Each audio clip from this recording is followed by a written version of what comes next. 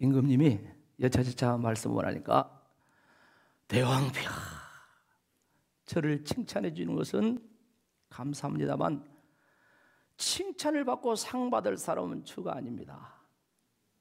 저는 다만 시장의 야채 가게에서 채소를 사다가 물건을 사다가 이렇게 만들었을 뿐입니다. 칭찬을 받을 사람은 가게 주인입니다. 그래서 이제 가게 주인이 왔어요. 가게 주인에게 또 임금님이 칭찬하며 상을 주려고 하니까 대왕폐하, 제가 칭찬받을 일이 아닙니다. 저는 그저 농부가 길러놓은 채소를, 야채를 이걸 가져다가 그냥 길렀을 뿐입니다. 팔았을 뿐입니다. 그래, 농부를 불러라. 농부가 왔답니다. 농부가 역시 임금님의 칭찬의 말을 들으면서 대왕폐하, 아닙니다. 아닙니다. 칭찬을 받을 사람은 따로 있습니다. 제가 물론 땀 흘리고 수고하고 이렇게 밭을 가꾸고 한 건 사실입니다만 제가 아무리 했다고 할지라도 적절하게 비를 내려주시고 햇빛을 비춰줬기 때문에 이렇게 좋은 수확을 거둬서 우리가 먹을 수가 있게 되었습니다. 그러니 감사를 하시려면은 모든 식물을 잘 자라게 하시고 이렇게 열매를 맺게 하신 하나님께 감사해야 할 것입니다. 이렇게 이제 농부가 이야기했다. 사랑하는 성도 여러분, 추수감사절입니다. 오늘 입구에서 안내위원들이 주보를 나누는데 이런 이야기를 해요. 아이고, 오늘 주보는 대단히 두껍대요.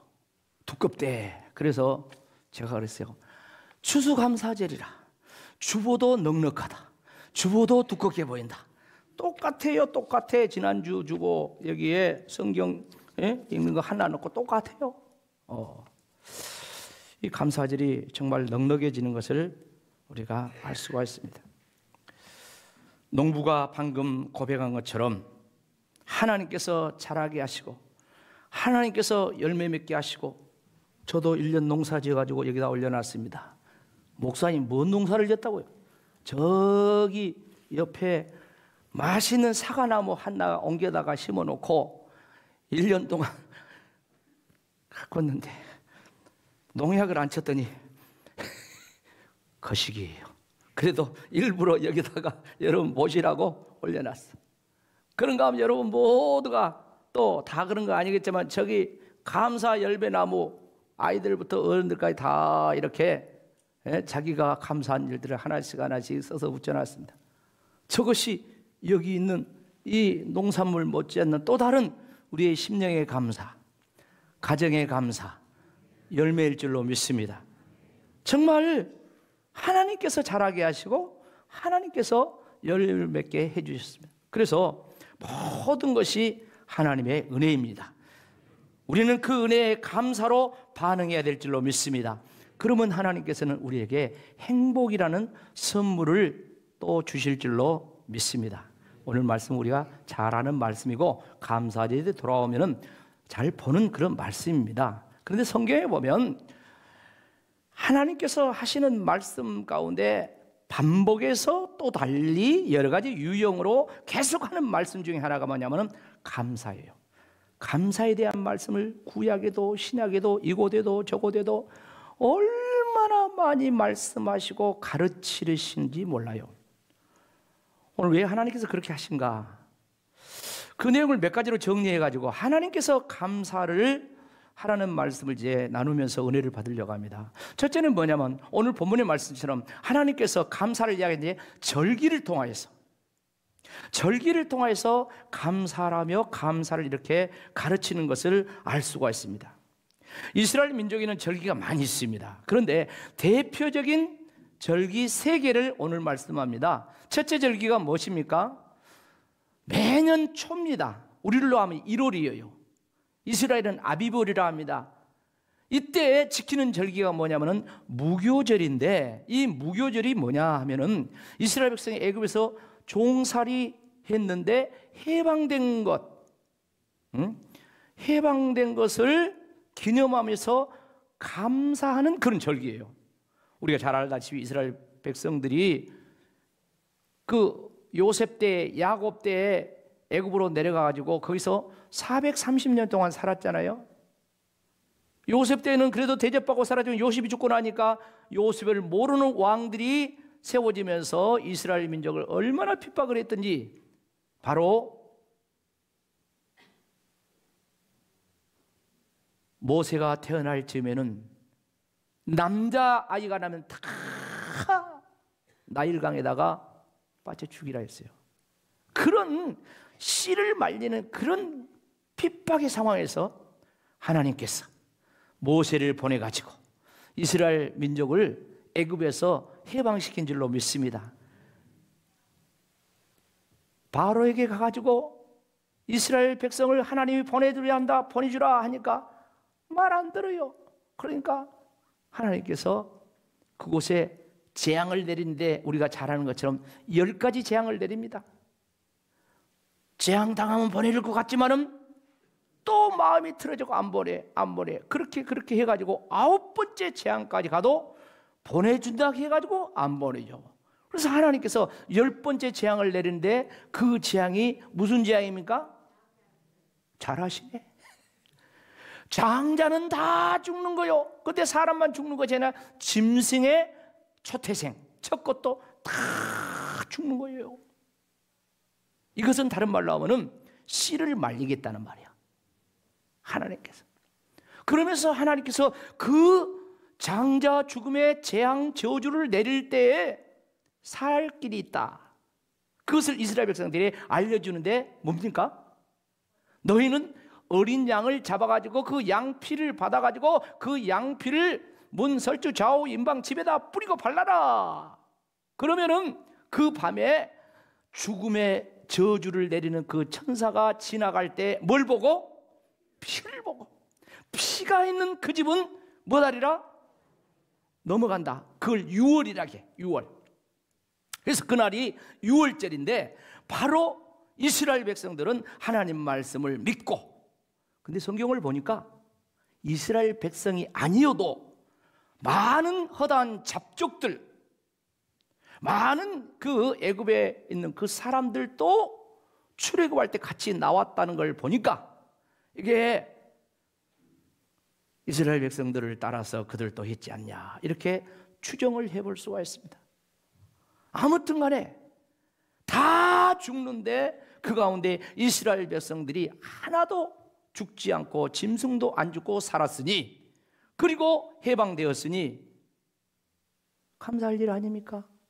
그래서 너희들은 잊지 말고 감사해라. 누구에게? 하나님께. 너희를 구원하신 하나님께 감사. 이렇게 해가지고 1월달이 시작이 돼요. 1월달에 이스라엘 백성들의 달력이 그렇게 시작되는 거예요. 그렇게 해가지고 이스라엘 백성들이 광야 40년을 거쳐가지고 가나안 땅에 들어가가지고 거기서 농사를 짓고 첫 곡식을 거두어 지키는 절기가 두 번째로 뭘 지켜라? 맥주절을 지키라 했어. 맥주절. 여러분 생각해 보세요. 이스라엘 백성들은 애굽에서 400년 넘게 종살이를 하면서 하는 일이 뭐요? 늘 농사 짓고 늘 일하는 거 아니겠습니까? 그래가지고 이 가을에 엄청난 수확을 거뒀다 해도 그것이 누구 거요? 전부 다 주인 것이요. 자기들은 그냥 밥이나 겨우 먹고 살면 그것이 전부요. 그런데 그들이 그렇게 살았던 그들이 이제 광야를 거쳐서 가나안 땅에 들어가가지고 하나님께서 자기들에게 땅을 주셨고, 그리고 그 땅에 농사를 지어가지고 밀보리를 천열매를 수확했으니 그 감격이 얼마나 컸겠습니까? 이루 말로 할 수 없어요. 여러분, 지금은 얼마나 우리나라가 잘 사는지 몰라요. 우리 어르신들도 전부 다 꼬박꼬박 월급을 받는 나라가 됐어. 모릅니까? 다 월급 안 받은 사람 손 들어봐요. 어르신들, 제가 받게 해줄게. 또 이현창 도의원도 나오셨는데, 예? 말해봐요. 월급 못 받고 있는 사람 다 노령연금 받고 있죠. 그런 나라가 됐어요. 근데 30년 전, 40년 전 저희 어렸을 때는요, 그냥 소작농들이 많아. 남의 땅 빌려가지고 농사 짓고 그렇게 해서, 그러다가 어떻게 해가지고 밭 도마지기 샀어. 그래가지고 농사를 지었어. 그래고 보리를 수확했어. 논을 샀어. 가을에 벼를 수확해서. 그러면 어쩝니까? 그냥 그렇게 기쁠 수가 없죠. 그렇게. 그런데 그때 땅을 주시고 열매를 주신 누구를 잊지 말라? 하나님을 잊지 마라. 옆 사람과 잘 될 때 하나님 잊지 맙시다. 잘 될 때 하나님 잊지 맙시다. 그렇습니다. 그 말이요. 그리고 세 번째 절기를 뭘 지키라 했습니까? 수장제를 지키라 했습니다. 이 수장제라는 말은 이 저장을 했다는 그런 말이야. 그러니까 한 해 농사를 지어가지고 곳간에 저장을 다 해놓고 연말에 이제 하나님께 감사하는 것입니다. 지금이야 참 많이 발달해가지고 곡물도 저장도 하고 탁탁탁 이렇게 하고 판매도 하고 등등 하지만은 옛날에는 어쩝니까? 내 곳간에 쌓는다는 것이 그것이 보통 일이 아닙니다. 내 곳간에 얼마만큼 쌀더미가 곡식더미가 쌓인다, 이거는 쉬운 일이 아니에요. 그런데 저들이 한 해 농사를 다 해서 잘 저장을 해서 이제 겨울을 안심하고 살 수 있도록 이렇게 했다는 사실, 이것을 잊지 말고 누구에게? 하나님께 감사하라. 자, 이렇게 절기를 이야기했는데 이 절기를 1년 세트로 해가지고 정리하면 이렇게 합니다.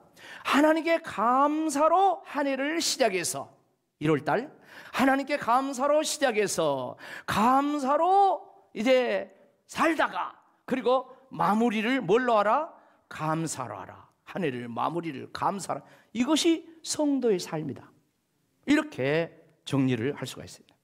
자, 그렇다면 하나님께서 왜 이렇게 감사를 강조를 하실까? 왜 그럴까요? 크게 두 가지라고 봐요.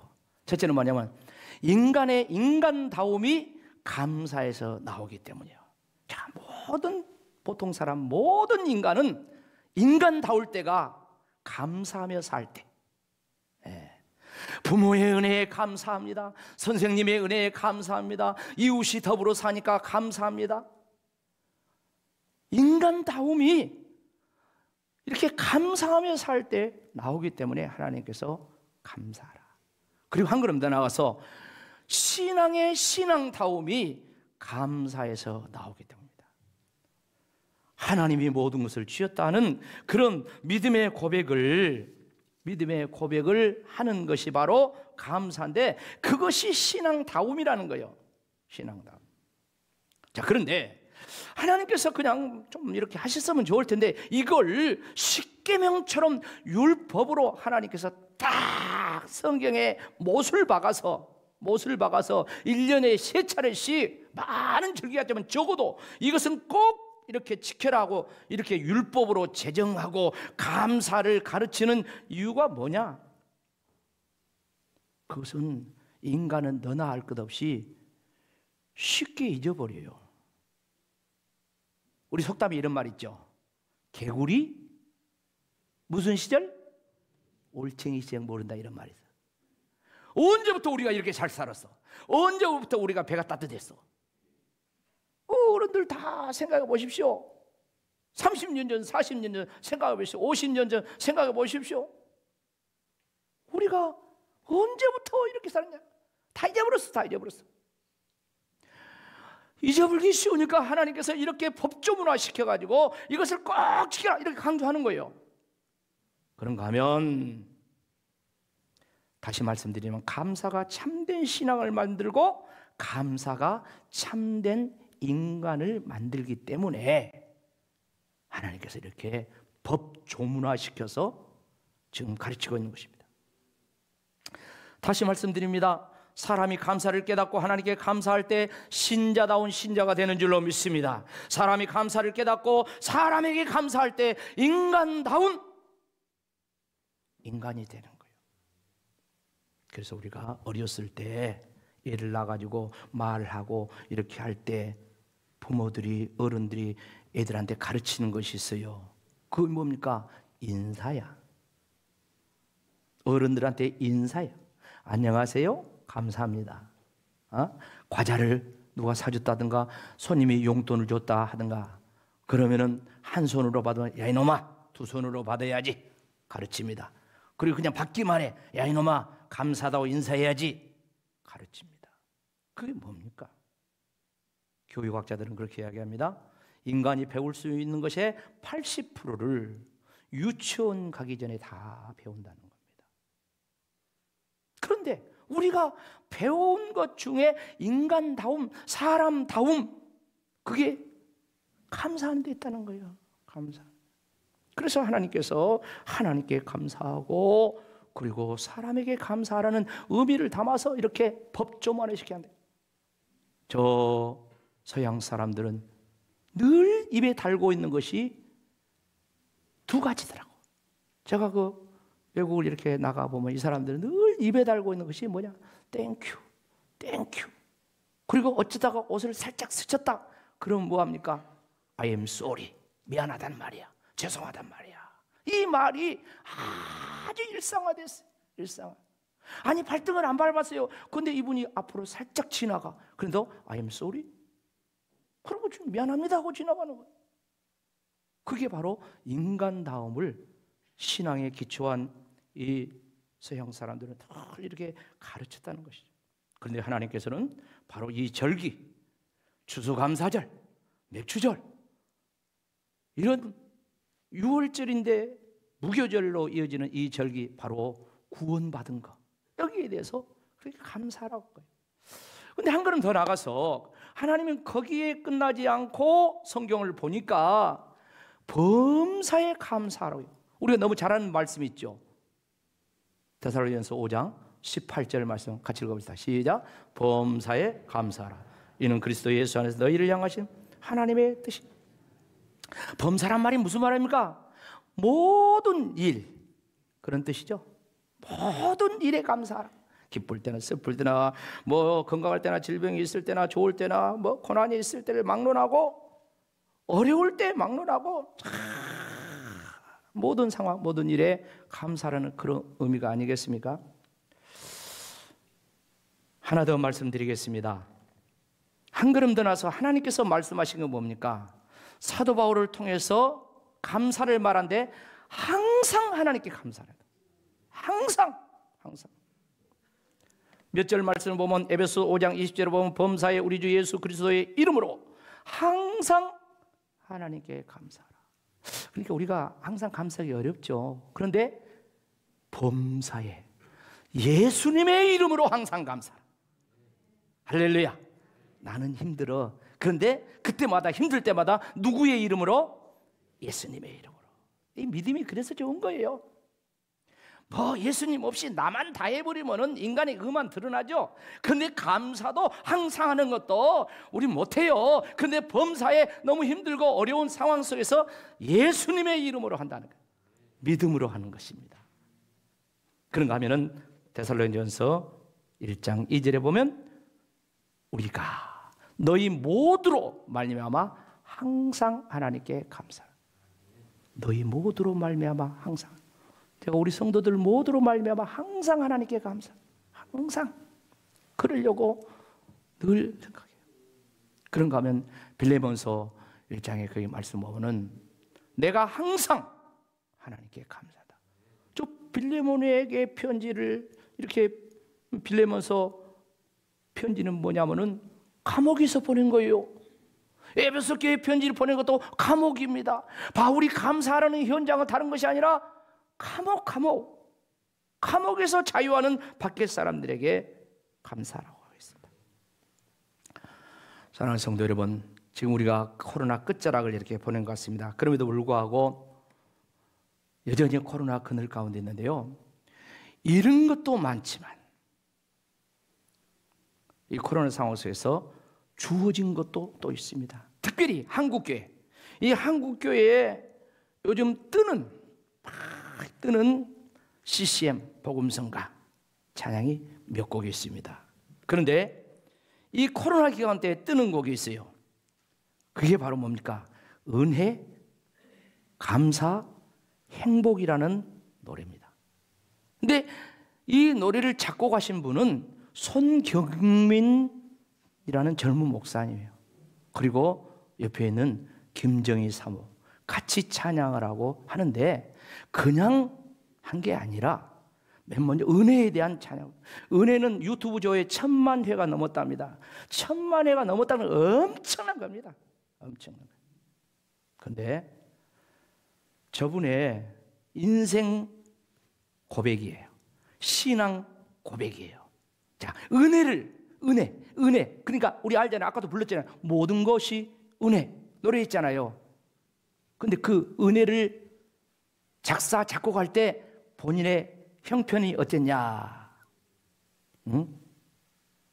그러기 전에 이분은 그렇다는 것이죠. 그분이 2살 때 아버지가 집을 나갔어. 이혼을 했어. 어머니가 2 아들을 키워줘. 그러니까 어렸을 때부터 신문 배달하고 후두 따게 하고 안 해본 것이 없는 그런 고난의 삶을 살았는데 그게 이제 이 가사 작곡에 다 녹아 있다는 것이죠. 근데 이 은혜를 이렇게 작사 작곡할 때 그때 상황, 그때는 가수는 저같이 또 목회하는 분들은 성대 결절이 생명이에요. 사형선고권, 사형선고. 그때 성대 결절이 와가지고 큰 병원에서 수술을 해야 될 그런 상황이었다. 그리고 동시에 둘째 아들이 폐렴을 앓고 역시 중환자같이 그렇게 되어 있는 상황이에요. 그런가 하면 부인이 또 셋째를 출산해가지고 지금 간호한 상태, 간호. 그리고 또한 홀어머니가 이제 걷지를 못해가지고 무릎 수술을 해야 될 그런 상태예요. 그러니까 이런 상황 속에서 도저히 감사할 수가 없어요. 감사할 수가.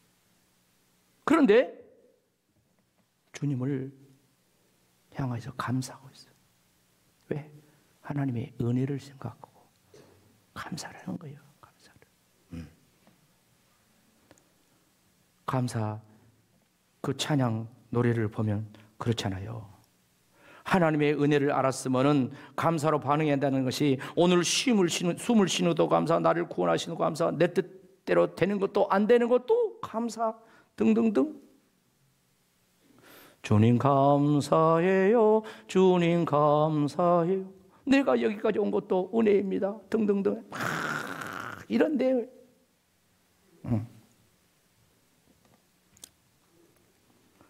우리가 찬양으로 감사하고 또한 찬양뿐만 아니라 다양한 표현으로 감사한데 오늘 하나님께서는 절기를 지킬 때 빈손으로 나오지 말고 예물을 드리면서 힘껏 드리면서 감사하라고 그렇게 말씀했죠. 이 절기에 대한 감사를 이야기할 때 신명기 16장 16절로 17절 말씀 보면 이렇게 말씀하고 있습니다. 너희 가운데 너희 모든 남자 1년에 3번 무교절, 77절, 초막절에 하나님 택한 곳, 그러니까 성전이죠. 그곳에서 하나님을 배웠고 감사해야 되는데 빈손으로 하지 말고 하나님이 주신 것, 하나님이 주신 축복 그것을 힘대로 들으면서 그렇게 하라고 했습니다. 그래서 참 이렇게 감사를 하고 있는 모습이 성경에도 나오고 또 오늘 찬양을 통해서 그렇게 나옵니다. 사랑하는 성도 여러분, 저와 여러분이 감사를 회복하기를 축복합니다. 우리가 감사를 회복하면은 그 다음에 어떤 결론이 나옵니까? 행복이라는 찬양이 이제 이야기했는데 바로 결과는 이렇게 행복이 선물로 주어지는 거예요. 신명기 33장 29절 말씀 보면은 이스라엘이여 너는 뭔 자다? 행복자다. 너같이 하나님의 구원을 받고 하나님의 은혜를 받는 사람이 누가 있냐? 없다. 그렇게 이야기합니다. 이 송경민 목사님은 이 행복에 대해서 찬양을 하는 게 화려하지 않아도 정결하게 사는 삶, 가진 것이 없어도 감사하며 사는 삶, 내게 주신 작은 힘, 나눠주며 사는 삶, 이것이 나의 삶의 행복이라고. 쭉 이런 가사입니다. 이런 가사. 제가 다 할 수 없어서 여러분 꼭 유튜브에서 은혜, 감사, 행복, 물론 교회에서도 노래를 이렇게 예배 시간에 전에 또 부르고 있지만은 꼭 해서 들어보세요. 사랑하는 성도 여러분, 하나님께서 이렇게 감사를 가르치는데 왜 절기를 통해서 감사를 하고, 그리고 생활 속에 범사에 감사하라고, 또 항상 감사하라고 강조를 합니까? 인간의 인간다움이, 성도의 성도다움이 감사에서 나오기 때문이라는 거죠. 범사에 감사하라, 항상 감사하는 것은 신앙의 기초요, 신자다움의 근간이기 때문에 그렇다는 거예요. 그리고 이렇게 하나님의 은혜를 깨닫고 감사할 때 이제 하나님께서는 그 감사하는 성도에 바로 행복이라는 선물을 주는데, 이 감사가 행복의 척도라는 거예요. 아무리 행복하다 해도요, 감사가 없는 행복은 온전한 행복이 아니고, 그것은 일시적인 것이고, 그것은 위장된 것이고, 오히려 많은 눈에 보이는 것으로 행복했다면, 그로 인해 감사가 없다면 나중에는 더 상실감, 더 허전함이 올 겁니다. 그래서 하나님의 은혜를 깨닫고 감사로 반응하는 자에게 우리 하나님께서는 이스라엘이여 너같이 행복한 사람이 없다. 오늘 예수님 안에서 저와 여러분이 세상에 알 수 없는 그런 놀라운 평안과 행복의 선물을 다 받으시기를 주의 이름으로 축복합니다. 아멘. 같이 함께 기도합시다.